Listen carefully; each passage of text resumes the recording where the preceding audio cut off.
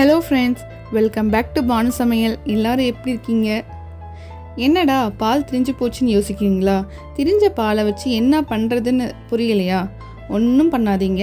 திரிஞ்ச பாலை வச்சு எப்படி ஸ்வீட் பண்ணுறதுன்னு நம்ம இந்த வீடியோவில் பார்க்கலாம் வாங்க. ஸோ ஃபர்ஸ்ட் என்ன பண்ணுறீங்கன்னா, பாலை அடுப்பில் வச்சுக்கோங்க. பாலில் எந்த ஒரு தண்ணியும் சேர்க்காதீங்க. ஃப்ளேம் நல்லா ஹை ஃப்ளேமில் வச்சுட்டு பாலை கிண்டிக்கிட்டே இருங்க. அதில் இருக்க பால் பார்த்திங்கன்னா நல்லா சுண்டணும். சுண்டுற வரைக்கும் நல்லா கிண்டுங்க. இது செய்கிறதுக்கு பார்த்திங்கன்னா குறைஞ்சது ஒரு 20 நிமிஷத்துலேருந்து ஒரு அரை மணி நேரம் ஆகும். நீங்கள் தண்ணி ரொம்ப சேர்த்துட்டிங்கன்னா இன்னும் லேட் ஆகும். தண்ணி கம்மியாக இருந்ததுன்னா சீக்கிரம் பண்ணிடலாம்.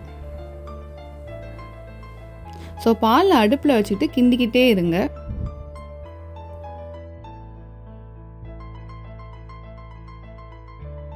நல்லா கிண்ட பார்த்தீங்கன்னா அதில் இருக்க பால்லாம் சுண்டிக்கிட்டே வரும். நான் இங்கே எடுத்துருக்கிறது 3/4 லிட்டர் பால். பாருங்கள், ஒரு 75% வந்து நல்லா சுண்டிடுச்சு. இந்த ஸ்டேஜில் என்ன பண்ணுறீங்கன்னா சர்க்கரை ஆட் பண்ணிக்கோங்க. சர்க்கரை பார்த்திங்கன்னா உங்கள் டேஸ்ட்டுக்கு ஏற்ற அளவுக்கு நீங்கள் ஆட் பண்ணிக்கோங்க. வேணும்னா நீங்கள் நாட்டு சர்க்கரை கூட யூஸ் பண்ணலாம். நான் ஒரு 3 டேபிள் ஸ்பூன் சர்க்கரையை ஆட் பண்ணுறேன்.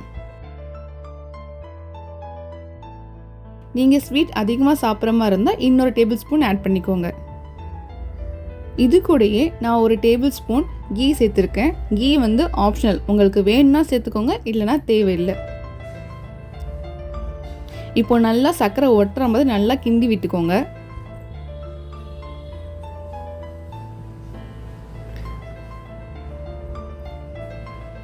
பாருங்க, நல்லா சுண்டிடுச்சு. இன்னும் கொஞ்சம் சுண்டணும். கிண்டிக்கிட்டே இருங்க. கிண்டாமல் இருந்தீங்கன்னா அடி பிடிச்சிக்கும்.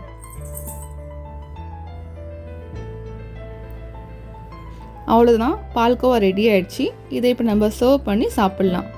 ஸோ பால் திரிஞ்சிருச்சு அப்படின்னா வேஸ்ட் பண்ணாமல் இந்த மாதிரி பால்கோவா செஞ்சு சாப்பிடுங்க. இந்த வீடியோ உங்களுக்கு பிடிச்சிருந்தா லைக் பண்ணுங்கள், கமெண்ட் பண்ணுங்கள், ஷேர் பண்ணுங்கள். மறக்காமல் என்னோட சேனலை சப்ஸ்கிரைப் பண்ணுங்கள். அண்ட் நீங்களும் இதை செஞ்சு பார்த்துட்டு எப்படி இருக்குங்கிறத கமெண்ட்டில் கமெண்ட் பண்ணுங்கள். சரிங்களா? நெக்ஸ்ட் வீடியோவில் நம்ம நெக்ஸ்ட் ரெசிபியோட பார்க்கலாம். தேங்க்ஸ் ஃபார் வாட்சிங்.